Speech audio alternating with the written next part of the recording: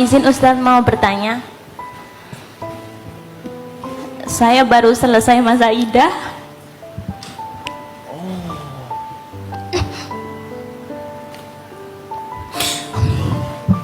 Maaf. Dan saya seorang ibu.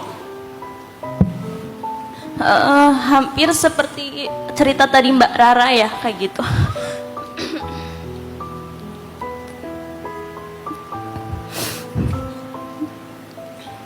Maaf Ustadz.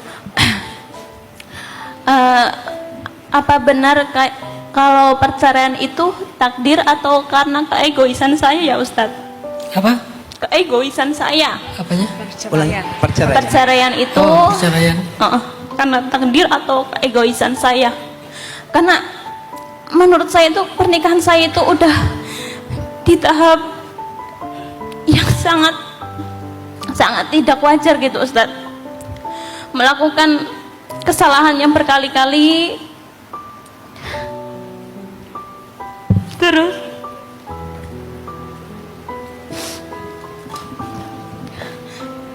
Mbak Nani punya anak? punya Ustadz. 1.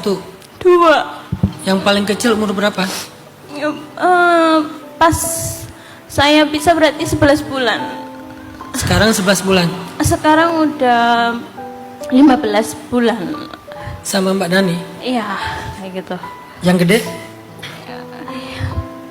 Makasih Mbak. Yang gede berarti umur 10 tahun Pak Ustadz. Gitu, cowok cewek. Ya.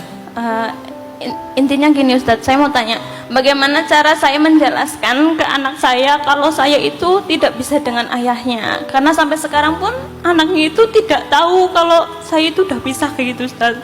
Karena saya menjaga perasaan anak saya kayak gitu Ustadz. Kalau anak saya bilang lagi di mana, lagi kerja kayak gitu. Terus apakah karma ayahnya nanti itu keturun ke anak perempuannya kayak gitu Ustaz? Terus pertanyaan ketiga, apakah saya berdosa kalau saya tidak mau menikah lagi Ustaz?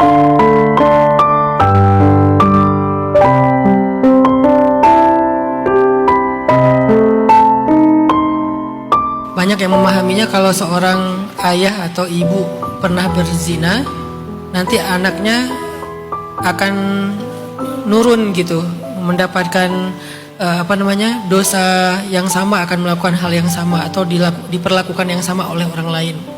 Enggak kayak gitu maksud hadis. Maksudnya gini, kalau orang berzina lalu perempuannya hamil, otomatis kan secara syariat anak itu bukan anaknya si ayahnya kan? Bukan anaknya si ayah gitu. Kemudian orang tuanya nih nggak paham syariat. Karena nggak paham syariat, ketika anak perempuan ini kelak menikah, si ayahnya menjadi wali menikahkan anak perempuannya. Tanpa dia sadari, karena pernikahan itu tidak sah, dia membiarkan anak perempuannya terus-terusan melakukan perbuatan zina yang dosanya ditanggung sama orang tuanya yang tidak berani menjelaskan cerita di masa lalunya, malu, bla bla bla. Akhirnya dia membiarkan anaknya berzina. Itu maksud dosa turunan. Bukan kalau orang tuanya berdosa zina, nanti anaknya pasti berzina. Enggak gitu dong, enggak adil kalau kayak gitu.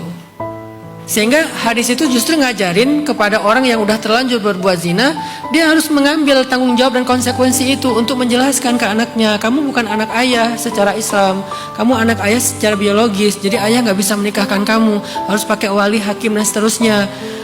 Konsekuensinya mungkin dia akan marah, dia akan kecewa, ya udah terima. Daripada kita karena menutupi cerita masa lalu, anak kita menikah dengan perwalian ayahnya yang tidak sah, akhirnya apa yang terjadi? Dia kan gak sah pernikahannya. Kan kita kayak nurunin terus ya. Dan seterusnya nanti turun terus ke cucunya, cicitnya kan gitu ya. Nah ini yang dimaksud dengan dosa turunan. Jadi bukan difahami kalau ayah berbuat dosa zina, nanti anak perempuan pasti akan dizinahi orang. Gak gitu juga. Gitu ya Mbak Nani ya. Jadi tinggal sekarang kondisinya kayak gimana. Kalau nggak kayak gitu ya udah, berarti kalau anak ini adalah anak yang halal, alhamdulillah, ya udah nggak akan nurun apa-apa. Tergantung anaknya nanti gimana dia dididik. Satu. Yang kedua, pertanyaan yang pertama tadi adalah gimana ngejelasin. Menjelaskan itu bukan tentang menyampaikan fakta, tapi menyiapkan anak untuk siap dengan fakta itu. Jadi bukan bagaimana cara saya menjelaskan, bagaimana cara saya menyiapkan dia untuk bisa menerima kenyataan itu. Itu yang terpenting. Maka fokusnya Mbak Nani atau siapapun yang nasibnya sama, cobalah didik anak itu sebijaksana mungkin. Sampai secara mentality, secara mindset, secara iman, suatu saat dia akan siap dengan sebuah kenyataan hidupnya. Saat itulah mudah untuk menjelaskan. Tapi hari ini orang terus berpikir tentang bagaimana membahasakan, bagaimana menjelaskan. Sementara secara mental anaknya nggak disiapkan, secara pola pikir mindset anaknya nggak disiapkan, secara ilmu agama atau iman anaknya nggak disiapkan. Gimana pun bahasa kita menjelaskan dia nggak akan nerima. Jadi fokusnya sekarang gimana mempersiapkan anak ini. Dan mempersiapkan anak ini bukan hanya untuk mendengar cerita ini, tapi untuk hidup dengan segala realitasnya. Kan hidup bukan hanya cerita masa lalu orang tuanya kan, tentang masa depannya dia juga, masa kininya dia juga, realitas dia juga. Siapkan anak itu. Ketika anaknya udah siap, insya Allah nanti dia akan menerima kok jawaban-jawaban itu. Dan ketiga, jangan sampai masalah orang tua, ayah dan ibu, suami istri itu mengurangi hak-hak anak. Ini pentingnya orang belajar tentang ilmu perceraian. Dalam Islam ada namanya sarahan jamila, perceraian yang indah. Perceraian pun ada yang indah dalam Islam. Karena ada perceraian nggak bisa dihindari kan? Ya udah, kalau gitu gimana perceraian yang indah? Pertama, tidak mengurangi nafkah. Karena dia tetap ayah harus menafkahi anak-anaknya. Kedua, kasih sayang. Walaupun bagaimanapun keadaannya, dia tetap ayahnya, dia tetap ibunya, kasih sayangnya harus diberikan. Walaupun secara teknis udah beda sama orang pada umumnya. Jadi ini harus tetap diperhatikan. Sehingga suatu saat kelak, ketika anak itu tahu kenyataannya, dia akan bisa lebih mudah berdamai. Karena dari sisi hak dia gak terlalu banyak yang kehilangan. Apalagi sosok orang tua. Jangan sampai kehilangan sisi fatherhood atau sisi ayah dan juga sisi ibu.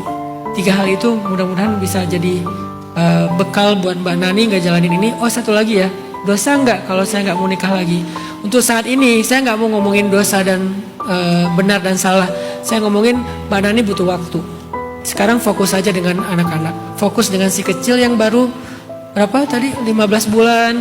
Fokus dengan kakaknya yang 10 tahun. Fokus dengan mereka aja. Suatu saat nanti hati Mbak Nani yang akan menuntun Mbak Nani harus ngapain. Maka jangan pernah berfatwa Mbak.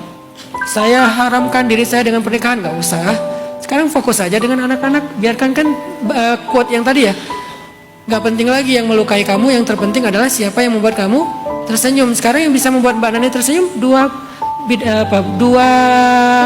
cewek atau cowok sih anaknya? Cowok cewek. Yang bisa membuat Mbak Nani tersenyum sekarang ada 2 mahkota itu.